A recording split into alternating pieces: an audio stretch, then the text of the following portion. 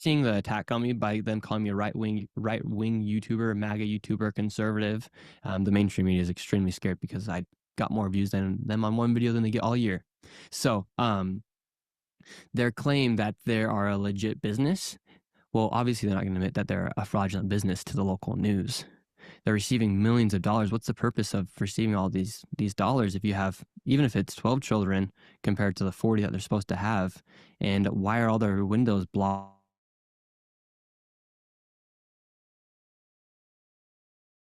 Yeah, maybe. Actually, they're not. They're a fraudulent business. So what's the purpose of having a daycare where you can't even show the public? Did you get any valid criticisms, though, from your video? Anything that you thought, like, okay, this might actually make sense? No. Do you think... Like, what could they... Like, what do you guys think? Give me your opinion. I think the only argument that I could see a little bit is that you are showing up to daycares, probably in a group of people with cameras, lighting equipment, stuff that generally causes a disturbance. And so if you're trying to enter, they obviously might be more apprehensive to let you in and fill out a document and, you know, be in a room maybe with kids. Well, if they're operating legally, why would they have any worries? I wouldn't open up if I were a business, in fairness, if you come in with cameras and I feel like there's no benefit for me to do this. If you're showing up trying to record, you don't know the manner of which the content's going to be used. It's inside a private business. I get that. I think if you were to show up as like some modest looking lady with a child with one of those, like, you know, secret recorders on glasses, I think that would go over differently. So I showed up with meta glasses and a GoPro. I didn't have lighting equipment. I didn't have a big, massive camera. A lot of times I even had my GoPro just inside my pocket and I was just using the meta glasses. And the security,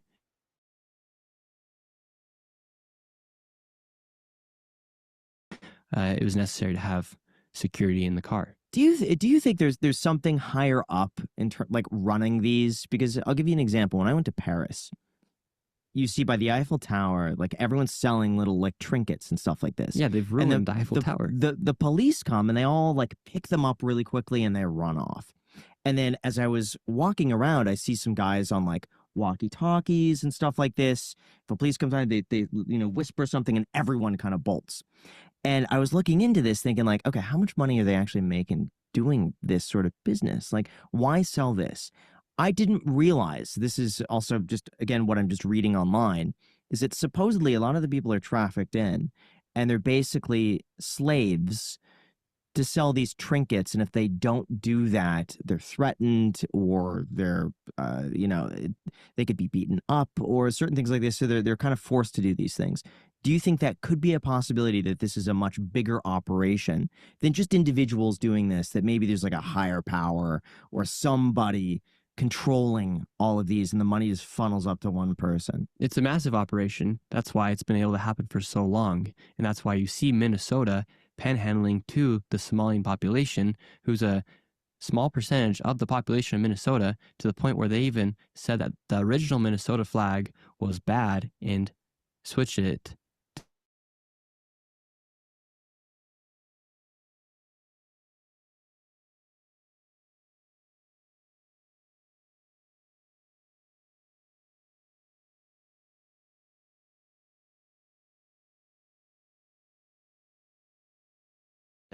But in the case of what's happening in Minnesota is you have all these people living inside of the same communities. You have all these men with 4 wives who are able to then use these women to go out and do their dirty work for them while they stay inside the office. How do you think they pass the inspections every 6 months? Yeah, a lot of them don't.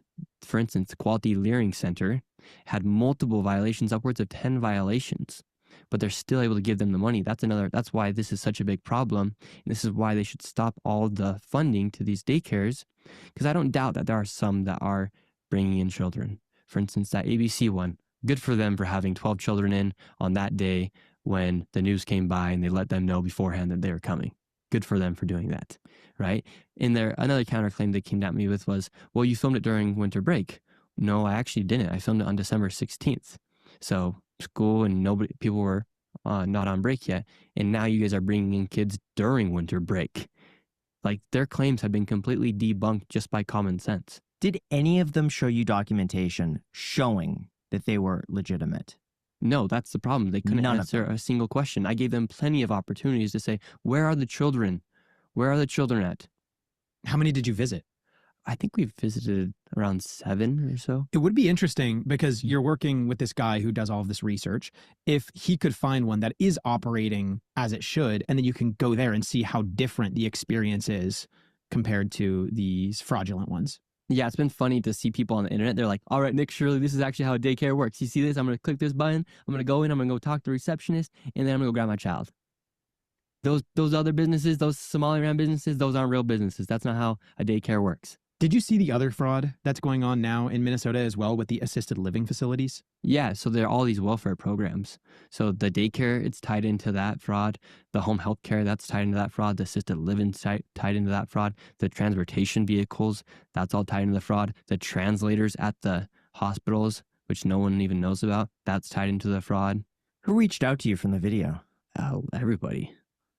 Like I can't even respond to somebody then get back to a text message after, because it's 10 people deep within 5 minutes. But on the internet, JD Vance, he republished the video.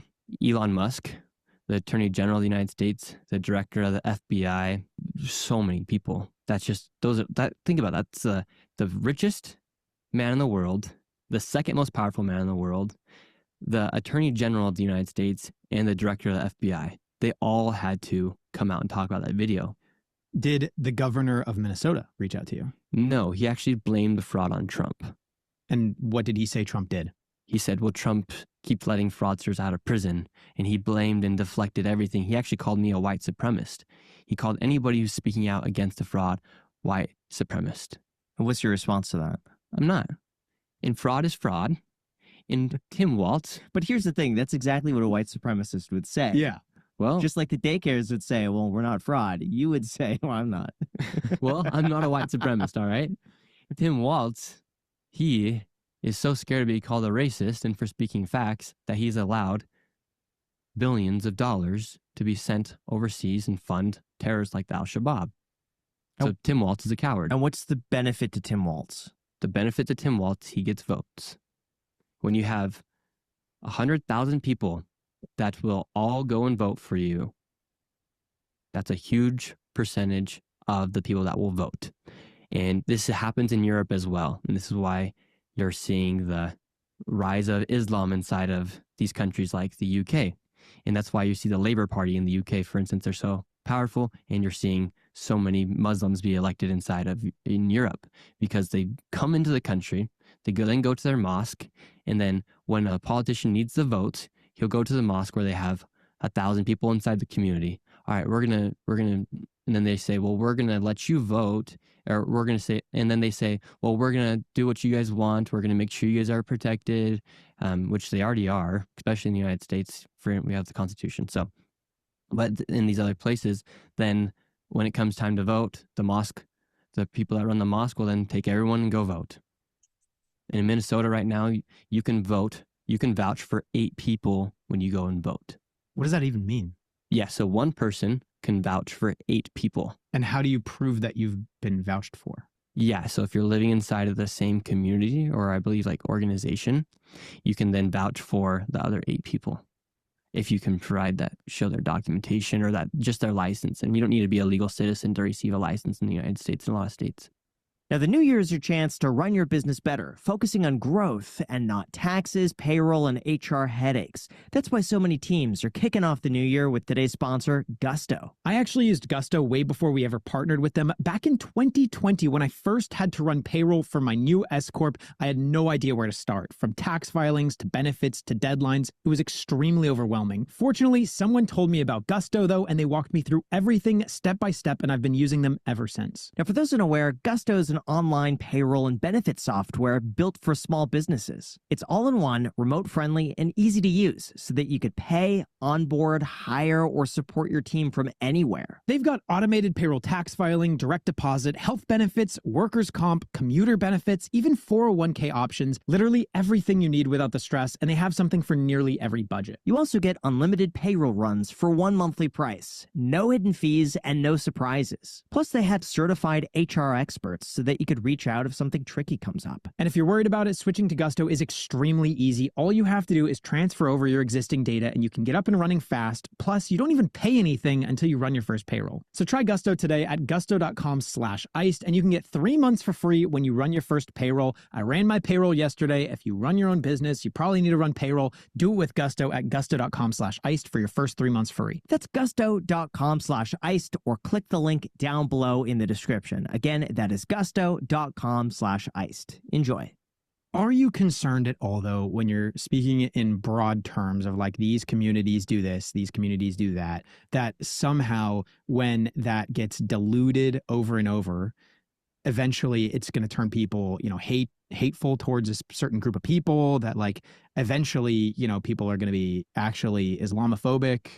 No, because I'm just showing people for what it is. If 89% of the population is committing the fraud in Minnesota, yeah, you might piss off a lot of people.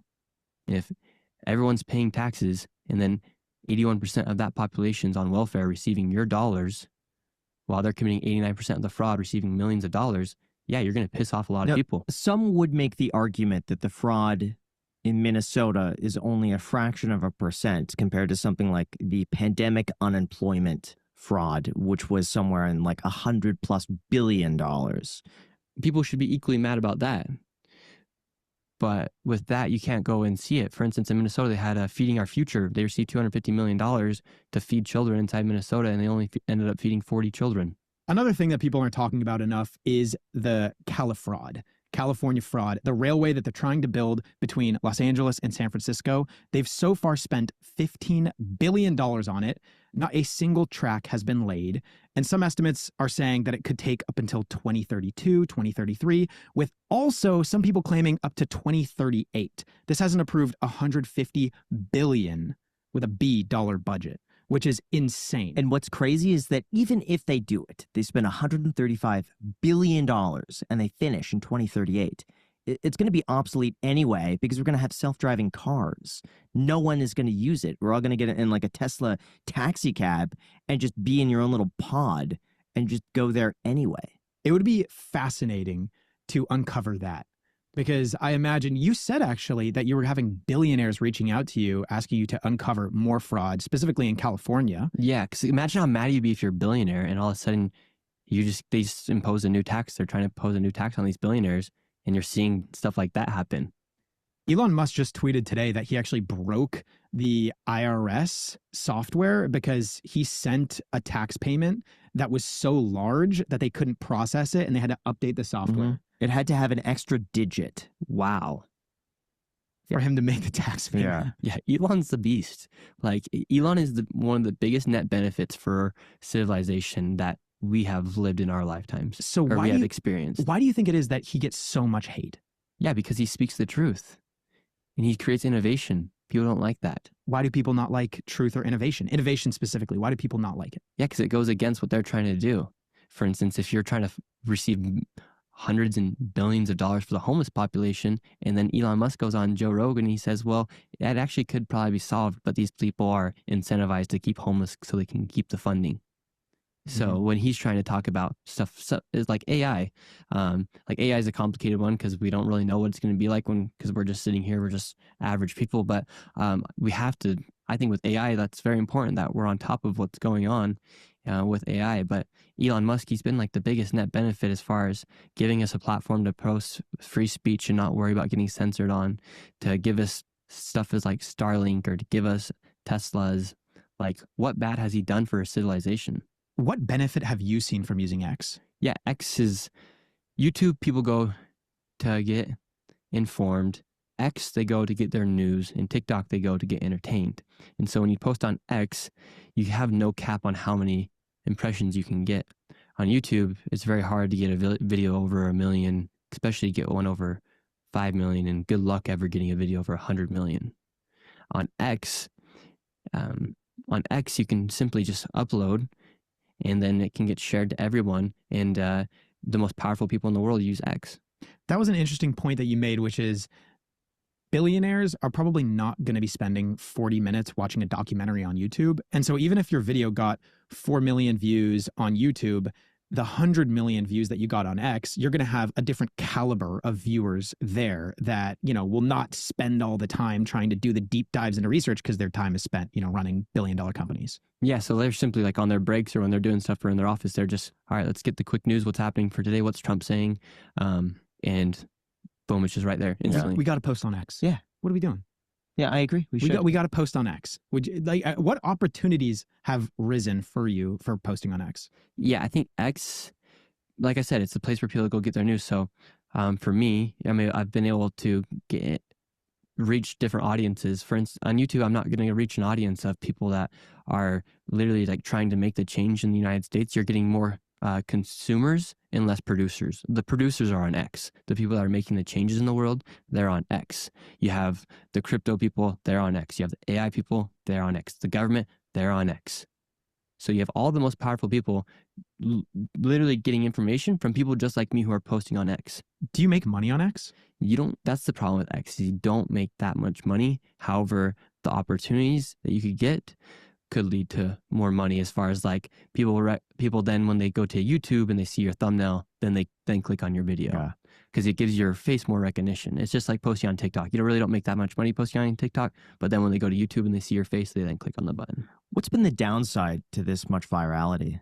The doxing, because they can't get anything on me because I haven't really done anything. Like they don't have much controversy. I've lived my life in a way where I can feel like I try to live a life where I can feel shameless if I ever die. You know what I mean? Like I don't want to go up to heaven and have a bunch of sins I have to repent for. So like I've always lived my life in a way where I'm going to have fun, do my thing, but I'm going to make sure I stay within the guidelines of what I believe to be correct. And so with that, since they can't come after me, they're coming after people around me or my family members that are trying to get information on stuff. And it's like, well, there's really not much you can get. And why would you be putting my information out onto the internet? Why would you be putting my address? How did they get your information like that? I don't know. Like I've done such a good job at like keeping all my information private. I have not included really anybody in my family into my YouTube channel other than my mom. So I've tried to keep everyone kind of stepped aside from my content. And they're just seeing how evil people are for wanting to come and kill me for talking about fraud. How do you protect yourself and make sure that you're safe? Yeah, now it sucks because now I have to have security. Like I never expected to have to go film a video and have 4 security people inside of a car watching around or walking into to the corner to make sure that no threat comes. Because in Minnesota, I go and film part 2, and a Somalian man, stops in the middle of the intersection, stops his car in the middle of a red light, in the middle of the intersection, hops out and just comes and literally tries to come and attack me. And what happened? Luckily, security was there to stop him. But if he wasn't, you have that footage? Yes. Whoa. And so luckily, like now I just can't go and do stuff because especially with, I pissed off a pretty bad group of people to piss off the Somali population. Because if you piss off one Somali, you're pissing off the whole entire community. Do you worry about maybe like you should wear like a bulletproof vest or something? Yeah, every time I'm out in public now, especially when I'm filming, always wearing a bulletproof vest. And how do you protect your identity if, let's just say you're going to stay in like a hotel or like order an Uber? Like, would you ever worry that someone would see this and be like, oh, wait, this is the guy, make a few phone calls, hey, I'm dropping him off here? Yeah, yesterday at the airport, I told you guys, like, I'm not getting an Uber, so you need to get someone to pick me up. So that's like a big issue I have now. And have you ever had any other nasty encounters with people that want to do you harm? Oh, plenty. Especially, I get very positive reactions from people when I'm out in public. However, when I'm live streaming, I go to a protest. Like I'm walking into the dens of the lions, bro. They like just come after me. Like they'll literally come and swarm me. And I used to not bring security with me. But so now I don't know how I'm going to be able to go do those live streams because people have become so radicalized. And what you're seeing with the news right now is they came and attacked me so hard. And what they try to get you on is they say you're a MAGA influencer conservative, anti-immigration, Islamophobe. So when they do get to the point where they then try to do something to my life, they can justify it. I think you probably should not be going live anymore. Yeah, It would be I like would agree. at this point, you could just be filming videos and honestly, maybe even disguising yourself. Like having a makeup That's what team. I said. Having some sort of a makeup team because also people are going to recognize you and they're going to behave differently when you walk up to a place wanting to film them. And if you were to just put on a wig and do some makeup and look completely differently, you're going to have a more unbiased perspective when you're trying to investigate things. Exactly. And kind of going back to the point of like being on X versus just being a YouTuber. For instance, a lot of other YouTubers, I mean, they probably still they might have a lot more subscribers than me. However, they don't have this much recognition because I'm on all platforms and I focus on all platforms. And so like, for instance, a few other YouTubers, for instance, like Tommy G. I really like Tommy G's video, but he's not really in the political aspect of things where his videos are getting posted on X. So people probably aren't trying to make attacks on him, and he's not as controversial as me. But because I kind of do news-based videos, and now you're seeing the left come at me for being a MAGA influencer or for being a conservative, for being a YouTube prankster when I was younger. They're being anti-immigration. They're all trying to put this picture on me so then they can come and attack me. Why is it turned so politicized? Why can't we all just be in agreement that we're against fraud, no matter who commits it? Wouldn't you think people would be celebrating that I just exposed one of the largest fraud scandals in America history?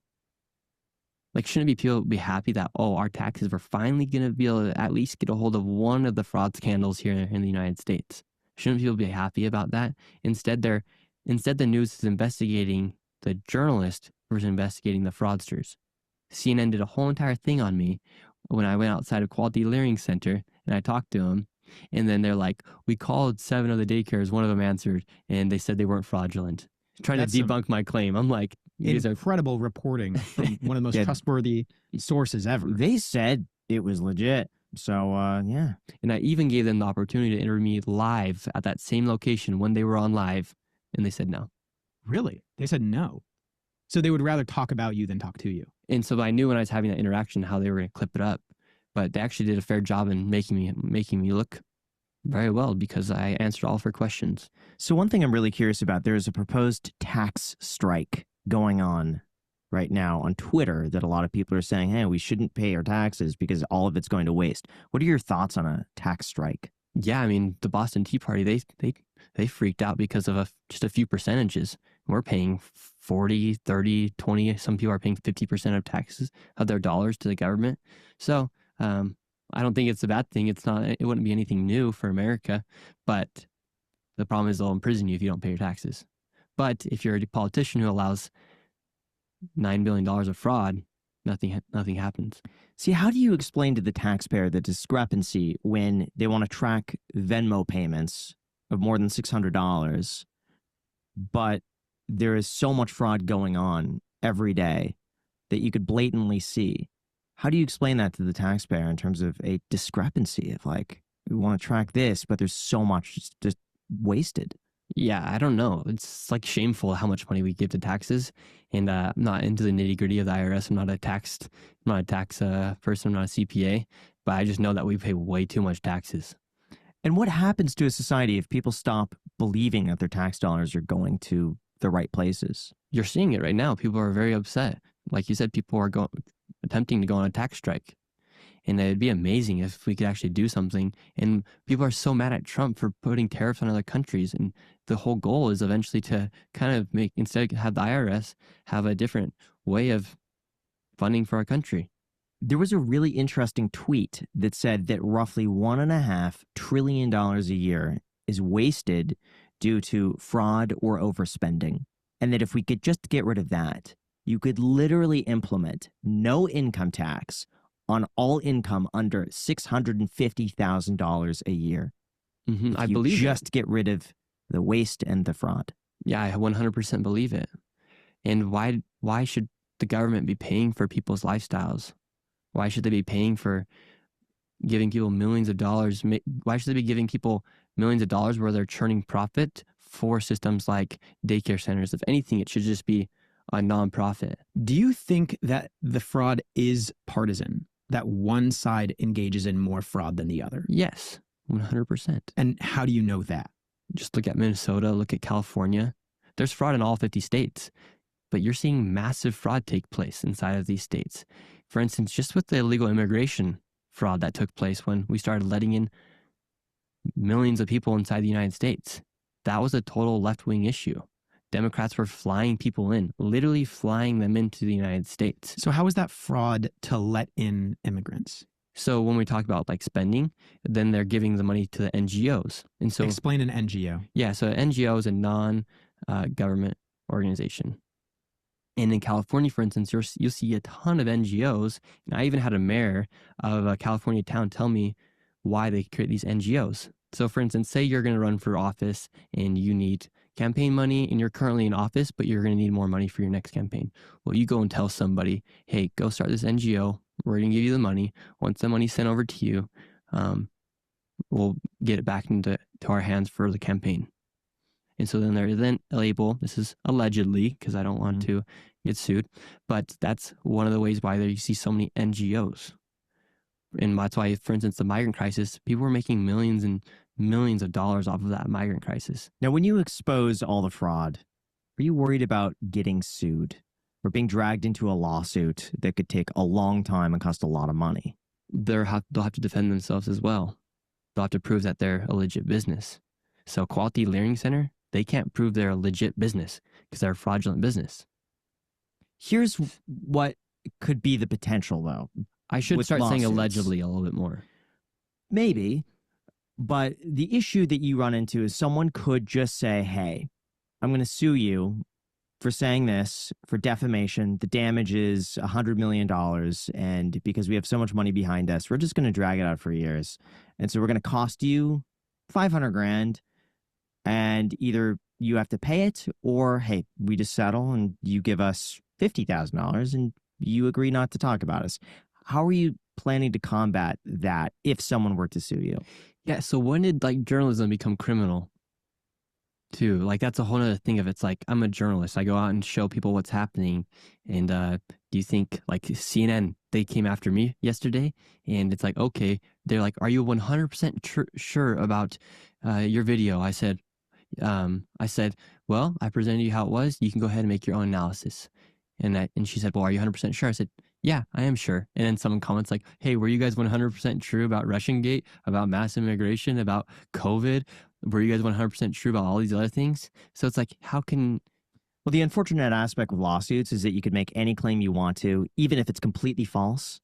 And then it's up to the other person to defend themselves legally, which costs a lot of money. Yeah. At that point, it really just becomes a battle of money, of just who has more resources to bully the other person.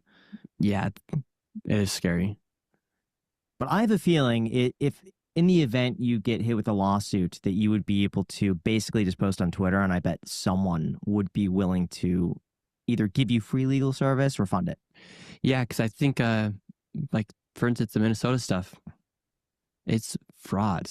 Like, if someone wants to try and sue me for that, they're going to have to prove that they're not fraudulent. Did you see that over 40 centers opened up on the same day, actually, linked to the same inactive shell company? Yeah, there's massive fraud in Minnesota. Inside of one building I went to, there was 14 home healthcare businesses, and then inside of another one, there was 22. If you're a business, why would you have all of your competitors in the same business as you? Like, there's no need for the fraud that's taking place in Minnesota. So what do you think is wrong with traditional journalism? One is they go through all this stuff. It's like the same reason why like going to college is almost a disadvantage these days, I feel like, because you're having these professors teach you about marketing. Meanwhile, they've never received 100 million views on a social media page. And that's where our future is through social media.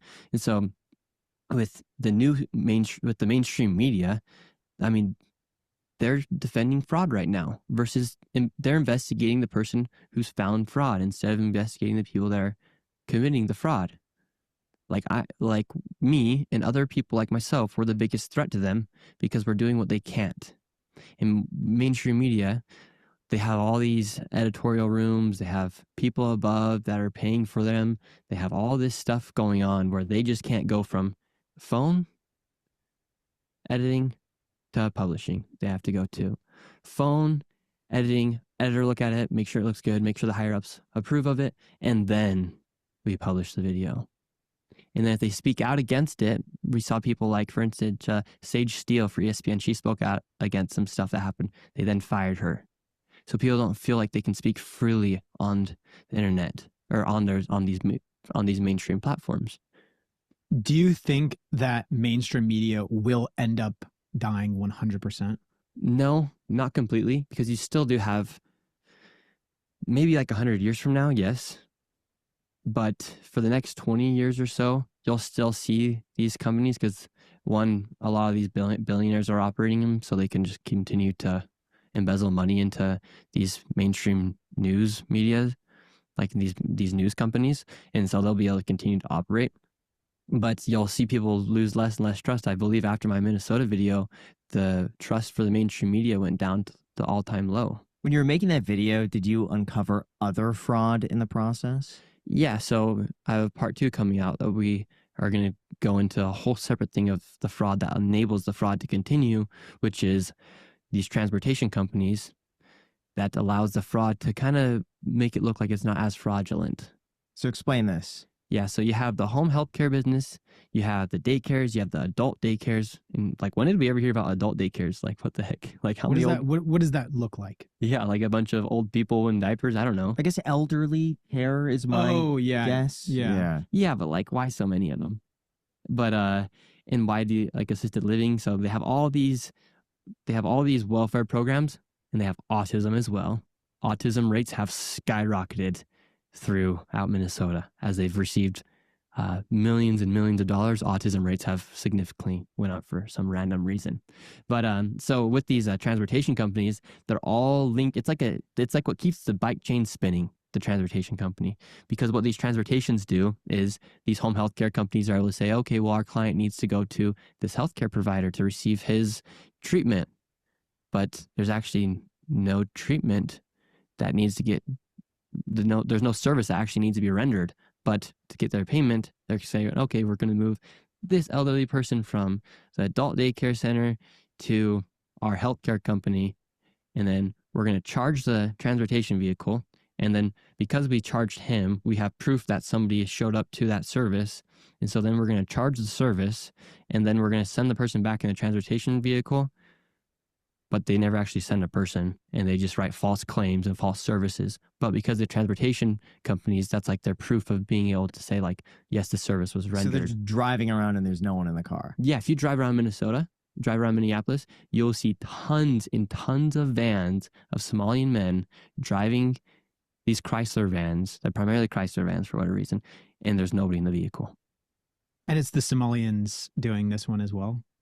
Jack, 89% of the fraud happening in Minnesota is by Somalians. But don't you have any other group of people that are like, doing the same thing? Like, there was fraud being committed as well by white people, and they were charged. The Somalians weren't? One Somalian man was caught for $7 million of fraud, charged. A judge overturned it after he had been charged for fraud. What was his fraud? I think it was adult daycare centers. It was one of the welfare frauds. He was charged for $7 million, and the judge went and reversed it. Is this just a couple like Somalian kingpins that are very clever, that are able to see how to create these fraudulent systems? Or what? How do you know who's at the top, basically? Well, that's the problem, is it's so big. Like, the roots are so deep now, like where you have so many connections. That's why it's so hard. That's why it's been so hard for the FBI to really go in and do what they need to do, because it's so much fraud has been happening. Tim Walz has said he's been trying to combat fraud since 2019. Within 6 years, a lot of things can happen. A lot of the roots can just keep getting deeper and deeper. More people can be brought into the fraud. That's why it's becoming so hard. And so at the top level, do you think it's mostly negligence of the people that make the policy? Or do you think that it's cowardice? Or do you think it's like legitimately just people that are not smart? Cowardice. And it's a huge group of people to get votes. You have upwards of 100,000 people where you can go get votes instantaneously. How much of this do you think was started innocently of like, hey, we want to support All the of it. community. We think that if we could help parents out, give them free access to childcare, they could do better. The kids are going to like, how much started out is purely just, we want to help the community? Yeah, I think it started out in a good way by helping refugees at that time come to America. I don't know if, like, for instance, like a difference between a migrant and an immigrant, one of those words means that they're here temporarily and another one means they're staying here forever. But refugees, I don't know if the plan is ever to take them back to their country, right? So I think they accepted them. They're coming from a war-torn country, and they didn't think what would happen. As we head into 2026, I personally have been thinking a lot about goals such as being more consistent in the gym, eating healthier, and being more intentional with the way that I spend my time. And the one thing I've learned is that it's really difficult to hit your goals alone. Having the right people around you can make the world of a difference. And it's so hard to find people that are really good at what they do. That's why if you're hiring, there's one place you should be looking, and that's our sponsor, ZipRecruiter. And right now, you can try it for free at ZipRecruiter.com/ICH. If your business has new goals for 2026, that likely also means you have new hiring challenges, like filling specialized roles or finding qualified candidates without wasting time. Thankfully, though, our sponsor, ZipRecruiter, can make things easier. Their smart matching technology quickly connects your job with top talent so that you could see the strongest fits right away. You can even see how many job seekers in your area are qualified, and with ZipRecruiter's advanced resume database, you can unlock their contact information and reach out to them directly. It's no surprise ZipRecruiter is the #1 rated hiring site based on G2, and the results speak for themselves. Let ZipRecruiter help you find the best people for all of your roles. 4 out of 5 employers who post on ZipRecruiter get a quality candidate within the first day. See for yourself. Just go to this exclusive web address right now. Try ZipRecruiter for free at ZipRecruiter.com/ICH. Again, that is ZipRecruiter.com/ICH. ZipRecruiter, the smartest way to hire.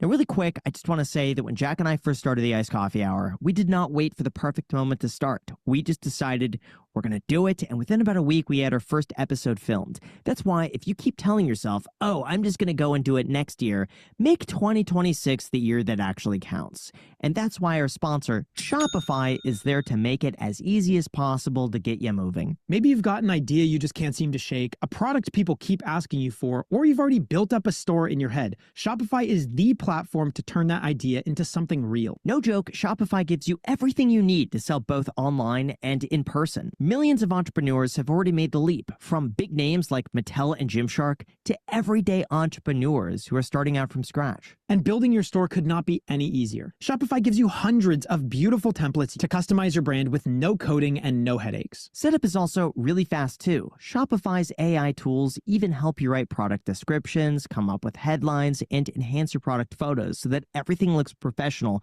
right from the very beginning. Plus, marketing is actually already built in. You can run simple email and social campaigns to reach customers wherever they're scrolling, and this is all controllable from the exact same dashboard. So in 2026, you got to trust me with this. You got to stop waiting and start selling with Shopify. So sign up for your $1 a month trial and start selling today at shopify.com/ICH. Again, that is shopify.com/ICH with the link also down below in the description. Enjoy.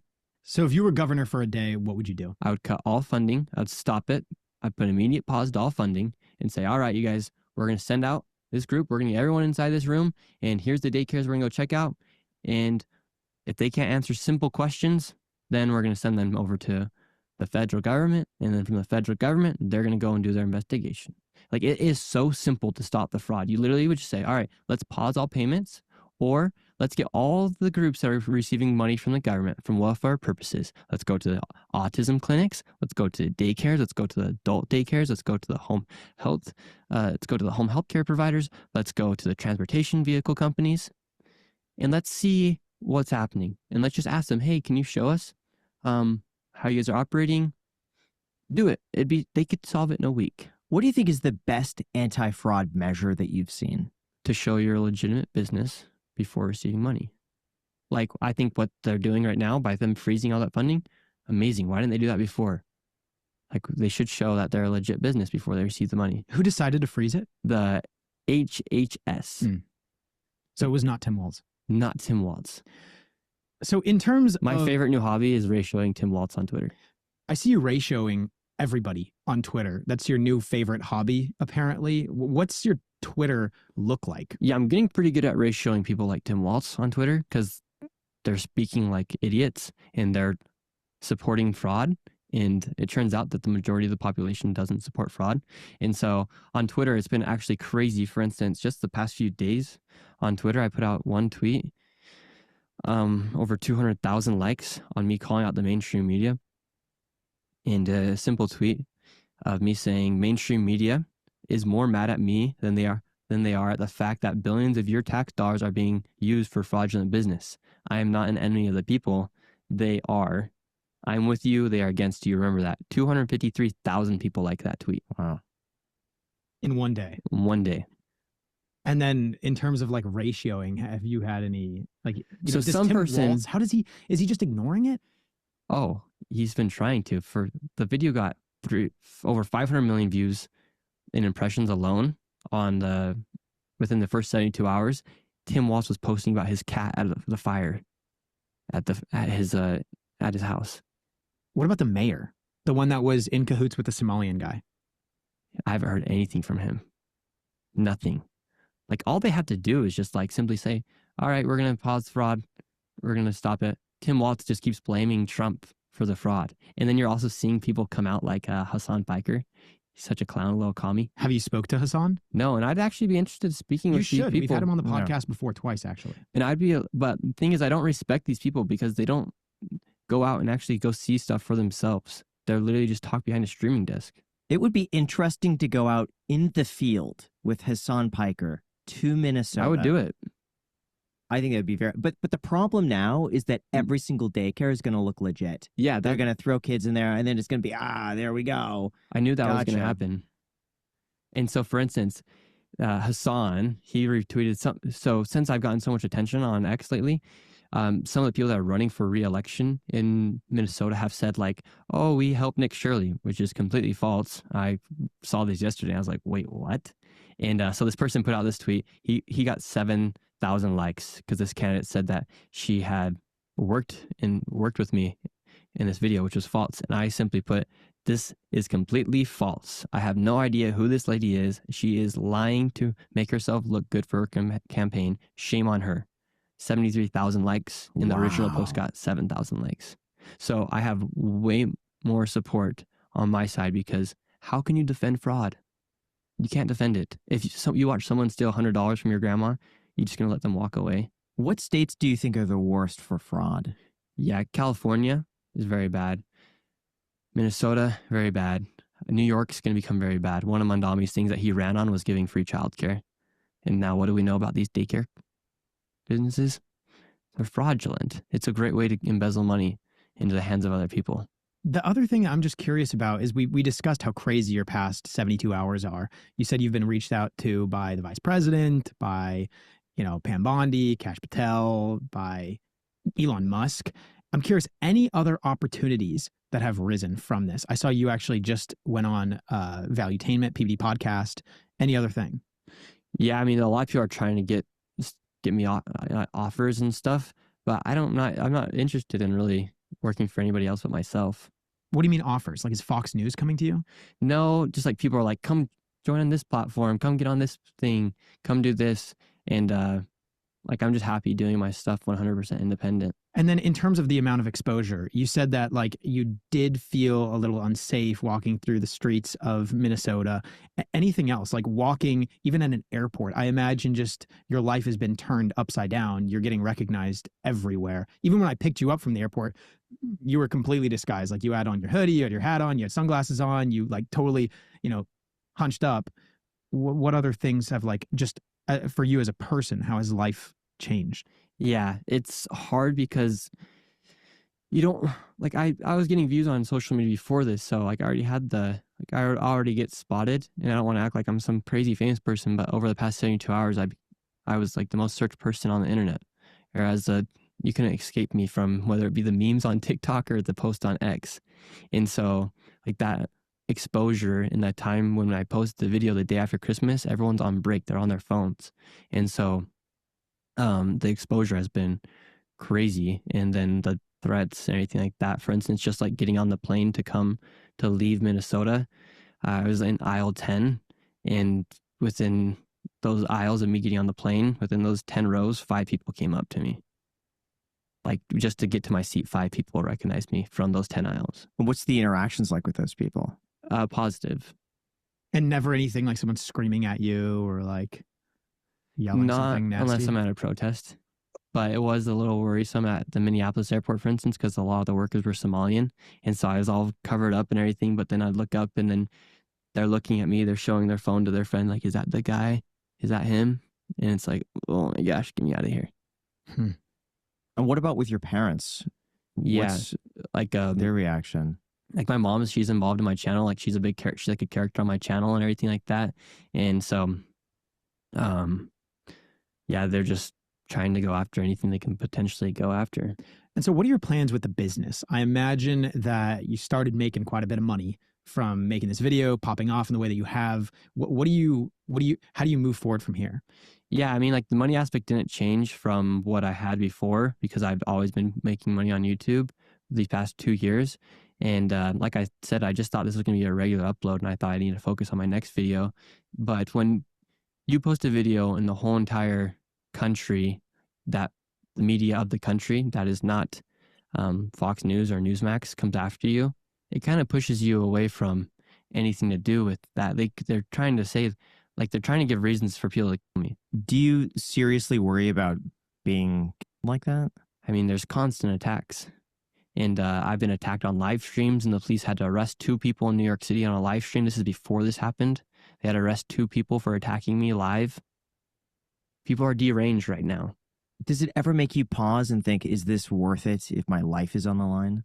Yeah, it does. And so kind of going back to what Jack was saying, like, where do I go now? So it's like, okay, do I post a YouTube video every single week now? Because I really just can't go out into a street and go make a video like I used to. Like in Somalia or Minnesota, I had to go out and have 4 security guards with me so I could just go film my video.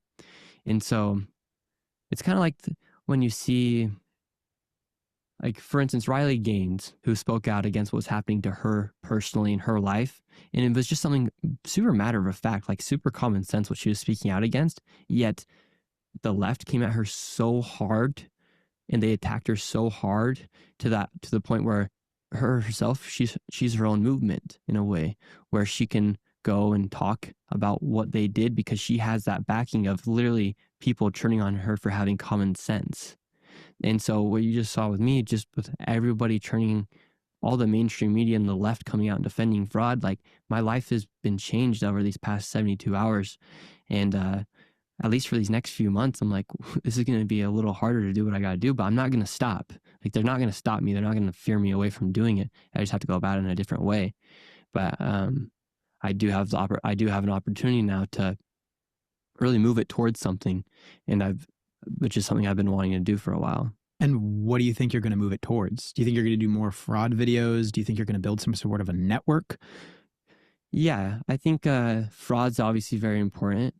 And obviously people are passionate about it, right? Because no one likes to see their money get stolen. Because that's what fraud is. It's your dollars, my dollars, their dollars, all getting stolen. And so nobody likes to see it happening, especially when you can go and literally see it with your eyes. So I do have plans on creating some sort of, I don't want to say like a movement in a way, but something where people can be like, okay, I'm a part of this. I would love to see a public tip network or something that is open for everybody to look at, where you could submit anonymous tips for fraud that's going on, or, you know, hey, we should look into this. Yeah, like a decentralized DOGE. I would love that. And then imagine you could type in a zip code. And you could see, hey, these are all the fraud claims in this area. And, you know, you take it with a grain of salt, of course, but at least, hey, we could look into some of these things. It might be hard because then you'd be like doxing individuals and businesses, like if you don't know. But true. I do like that idea. There already is an IRS tip line. Yes. Where you have to bring forth some sort of an evidence that someone is committing tax fraud, and then you can actually take a percentage of what they claim from that individual. And then on top of that, if they're able to do that from the people they're supposed to be representing, are serving, then why can't we do that with them? Like, why can't we detect government fraud? So it's interesting on the IRS thing. I didn't realize they have to prove more than $2 million of tax revenue that gets collected to receive a payout. Is that what it is? That's Yeah. probably why it's so hard for people to actually go get that false So statement. it's not like you could just say, hey, so-and-so isn't paying their taxes. You have to go with receipts, and the IRS has to be able to collect $2 million minimum. Yeah. But it makes it because they don't want to be like, oh, we're not going to spend all these resources tracking down like a missed, $400 payment or something like because this. by that time, most likely that money's already gone to Dubai, and then it was sent tax-free to some other country. Because that's what the Somalians do in Minnesota. If you go on to YouTube and you can look up this video from 2017, Fox News did a video. I think the local Fox News did a video where Somalians were bringing in millions of dollars in cash through TSA, and they then take it over to Dubai, and then they send it off to Somalia. So like a lot of that money, this is another part that's going to be in my part 2 videos. I interviewed a man who used to work at TSA in the airport, and he dealt with millions of dollars in cash that the Somalians would take through the airport. You're going to be Somalia's like #1 enemy. Oh, for sure. How much would someone have to pay you to visit Somalia? $9 billion. Get all our money back. 9 million? $9 billion. $9 billion. Because that's what we've given them. I mean, that would be extremely entertaining, but also dangerous. Yeah, that would be crazy, right? If I went to Somalia. Well, because we're probably going to post this around the time you're posting your video, is there anything you could tell us about that one? Well, just the fact that like in going deep into the transportation companies, none of them existed. We went to all of them. They had transportation companies listed in apartments, and they receive money from the government to go and do these non-emergency transportation. Are you seeing any of these people with like a very flashy lifestyle, like fancy cars and nice clothes and things like this? Yes, outside the daycares, there's this one daycare that. This is another example of blatant fraud. So this daycare, they closed down because of violations, and then that same day they reopened underneath a different name and continued to receive money. I went to the daycare, 3 BMWs and a Range Rover outside. No children. It's like those shows where it's like, how stupid are you to show that you're committing fraud? Why are you driving around? How is our government-funded daycare receiving 3 BMWs and a Range Rover outside? I mean, those are really good for daycare. Yeah, really good for the kids. They just love the leather seats. And what is your dream video to make? Dream video to make? I've always wanted to interview like presidents. Oh, like so it would just be an interview. Well, that's like a dream video of mine, is to do, like, I really wanted to interview Nayib Bukele in El Salvador. Have you spoken to him? I've met him once. I shook his hand. But was it brief? Because I know you made the first video I saw of you was at the CCOT. Yeah, it was I literally just shook his hand, and I was just like in a press pool, and I shook his hand, and he just. And I've seen Trump. I met Trump in the Oval Office. I gave a speech to Trump, a briefing at the Antifa thing. So that's another thing why I like. How did you get that interview? With Trump? Yeah. Well, it was interesting because I got invited to the White House for when Nayib Bukele came. El Salvador actually invited me to the White House, and I had no idea what was going to happen. I thought I was just going to be able to take photos when they go in to the White House, and I thought that was going to be it. And they're like, "Oh, you're going to be you're going to go into the Oval," and I didn't know whether or not they said you're going to go into the meeting where the president and Nayib were speaking, and I didn't know whether it was going to be like the Roosevelt Room, the Oval Office. So like I'm just in this press pool, and they just like push me up front. And I look up and I just see Trump. He's just like, I was like, what is going on? It felt like and he has like so much makeup on. He didn't even really look real. He's just like sitting there like this. And then Nayib Bukele's just like this. And then Trump just looks at his sheet. He's like, all right, everybody. And he starts speaking. And then they're like, all right, then Trump finishes talking with Nayib. He's like, questions? And then everyone just starts yelling like, Mr. President, Mr. President, Mr. President, Mr. President, Mr. President. I'm like, wait, am I going to ask a question? And so I'm right next to CNN with Caitlin Collins, and me and her are battling to get a question off. And finally, I just get a question off. And you see my hand is like shaking like this. And I asked Trump a question. And that was very cool. What was the your question? I asked him, like, how essential is it to be sending people to, I think, to SECOT? Like, how essential is it to be getting these people out of our country? Because they're a bunch of, like, we don't want Venezuelan gangsters inside of our country. Like, and if Venezuela wouldn't accepted them, send them to SECOT. Were you happy with Trump's response? Yeah, I was happy with it. I was just happy to get the question off and not look like a fool. Because you only have one shot to ask a question when you're inside the Oval Office. And I was the first YouTuber ever to document an Oval Office meeting. Now, I'm curious, based on that, you were on the PBD podcast and you put out a tweet and you said, hey, for these people, how could I help? Mm-hmm. Did any of them reach out? Yeah, within like an hour after I left, I got like a call from the FBI. How do they get your phone number? I think it's the FBI. It's the FBI. You're really? on Like, something today. That's really? crazy. Yeah. Yes. They just But call, what's but how do crazy? you know Well, it's crazy though. yeah. So they called do they me and call I you? missed the call because I've had my phone on Do Not Disturb. I missed the call, and then then I had received so many calls within those 10 minutes that I couldn't track back the phone call, so I couldn't get back to him. Which they reached out. Did they leave a voicemail or anything? No, so like, you know, on the iPhone, how now like you can screen a phone call, and so I was in the Uber car I was in the car with the Uber, and I was like, well, I don't want to answer the phone like with the Uber right there, and so I was like, okay, I'll call him back, and then by the time I had got out of the Uber to then call him back, I couldn't find the phone number. You got to do another tweet Yeah. and be like, at FBI, I Yeah. missed your phone call. Please call me back and leave a voicemail. Yeah. And then put your phone number at the end of the tweet. Yeah, like right now I have over 450 messages that I can't even respond Can I back to. see? Can I just see your phone? Yeah. Oh my gosh. Like, I don't even know who's reaching out to me. You were not kidding. No, I literally don't know who's reaching out to me because there's a lot of these phone numbers I don't have saved. And so I'm not just going to start responding to people. Wow. Oh, nice. You got a text from Andrew Callahan. Yeah. What do you think about Andrew Callahan? I don't understand why he's kind of gone so left-leaning on a lot of his stuff. But I think he's a good person. He has a good heart. He would probably say the same thing to you. I don't understand why he's gone so right-leaning on his stuff. Yeah, he even called me out in one of his videos for being right-wing YouTubers in Portland when I was literally getting attacked by Antifa. And so I was like, wait, come on, dude. But it's interesting. Me and him had lunch because I used to love Channel 5 and like All Gas No Brakes. I really liked that, what he was doing. And I thought it was interesting. So he was like one of the people I liked when I was kind of like getting inspired to do more political, more serious videos. And I had lunch or dinner with him one night when I was in California, and we talked, and he said he was excited to see what Trump was going to do.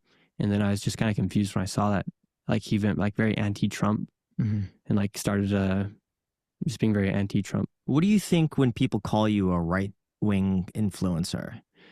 That's what they're going to call me because I'm speaking out against. I'm not even speaking out, actually. What you saw from me the past 2 years has been me just acquiring knowledge about what's happening, interviewing people, and seeing what's happening in the world. Now they have forced me to use the knowledge I've acquired to give my opinion as they've attacked me over the past 72 hours. And people are loving it. You also gave a speech to President Trump as well. Yeah. How did that go? What was the speech about?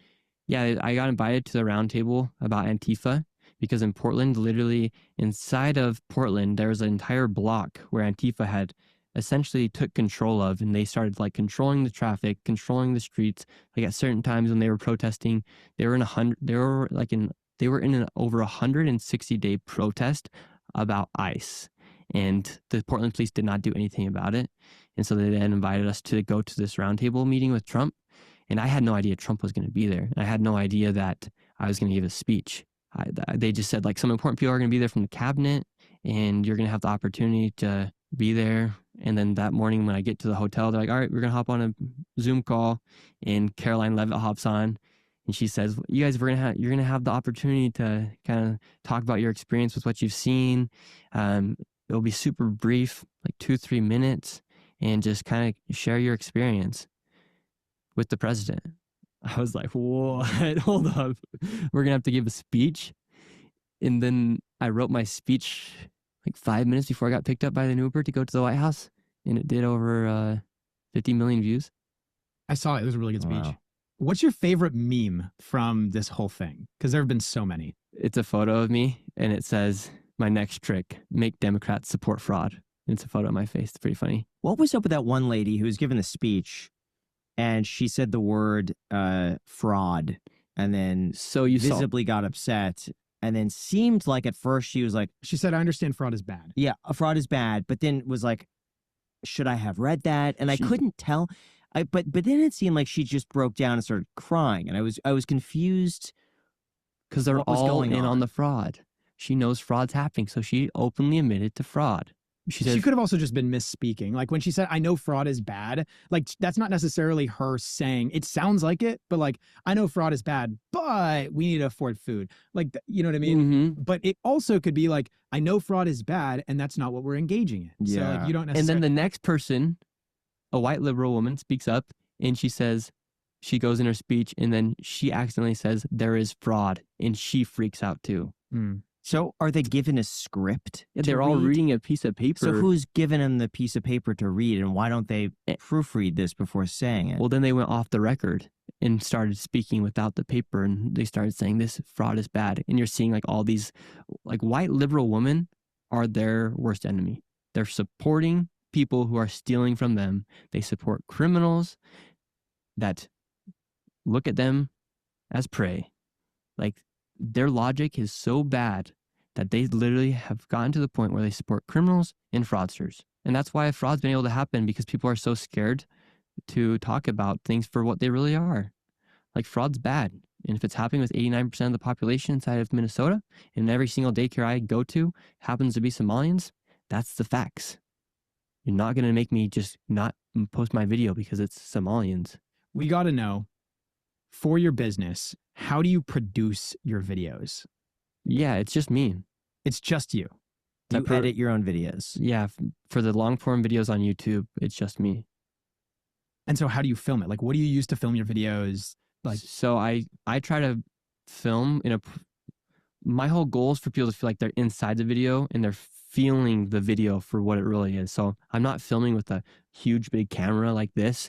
I'm filming with something that feels real, like with your eye. Because sometimes I feel like the big cameras, they kind of put like a glossy feel, or they put like some contrast in your skin. So I use cameras that are very like non-professional in a way. And I focus highly on the audio. And I'll either film it or I'll bring somebody with like my mom to come and film for me. I think it'd be very interesting if you could go and show how easy it is to open a daycare. I think you should open a daycare. I should open a daycare. We should all open that daycares. would be funny, actually. Yeah. For you to open up and then run it like as an actual daycare. Yes. That would not help. And I promise you guys, I will not block. I will Yeah. not block out the windows. I'll keep it all fair and clean. I'll have a reception desk. I'll have a brochure to give everybody so they can enroll their child. And I'll have the most profitable daycare in all of Minnesota. But I just think before your next expose, go and do the thing that you are exposing before you post the video. So that would be interesting. Yeah, you actually do the scam before you. Yeah, whatever it is. Just to show and document, then hey, guys, here's how easy it is. I submitted my paperwork. The same day I got approved, the same day I was eligible for $500,000 of funding. And I'm just a dude who applied online. Like, this is obviously a broken system. Somebody who lives in Minnesota should do that. But they actually say they're not accepting anymore, I believe. Actually, the licensing website, after I had exposed the Minnesota government, the website where you could see the licensing for all the daycares randomly crashed.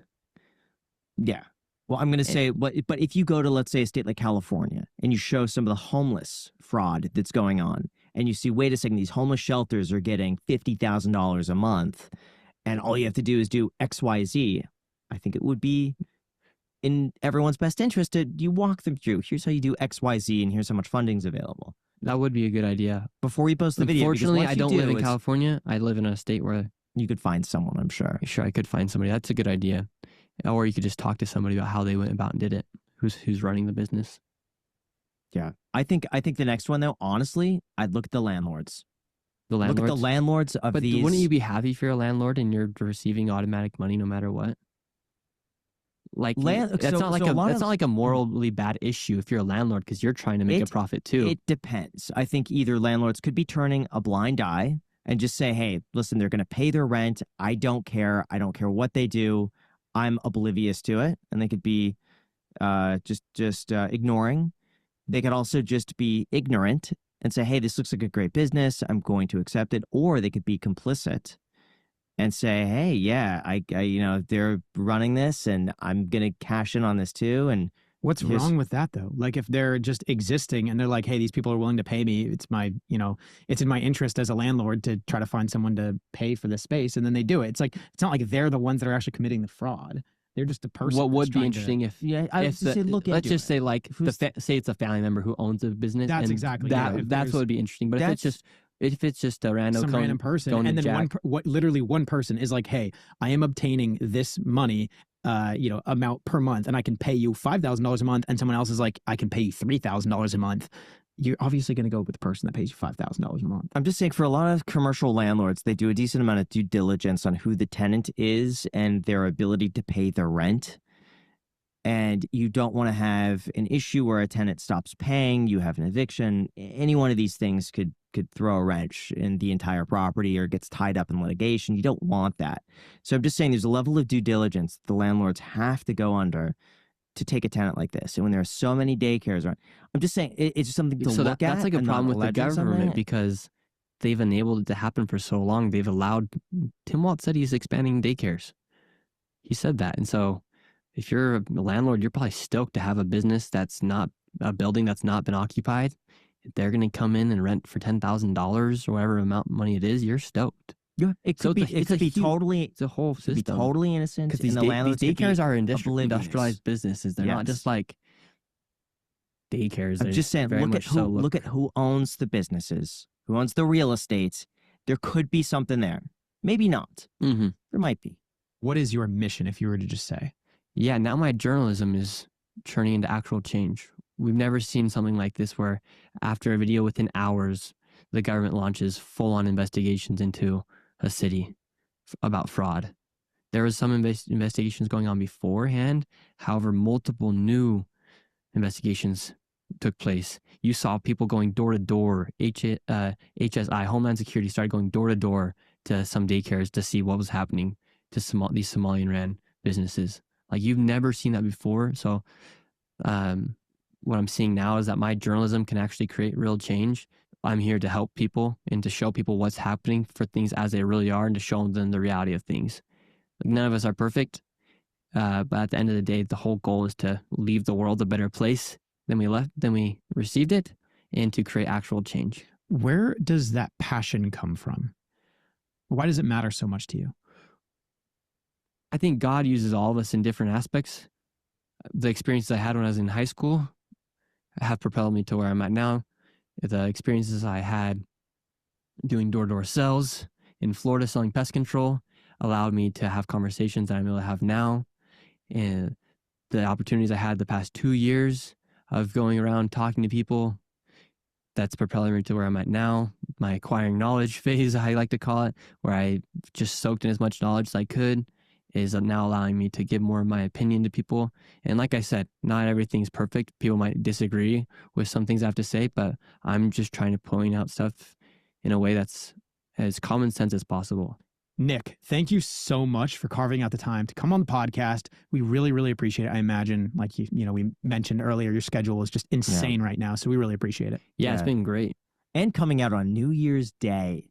New Year's Eve, flying in to come hang with us, film with us on New Year's Day is really cool. My biggest priority is to serve the people that are watching me. So by me coming on here, I hope new people are also become interested in what's happening in the country. Like, I work for the people that watch my videos, that give me views, that allow me to continue what I'm doing. So I'm not here as somebody who's just trying to get views at this point. I've got them already.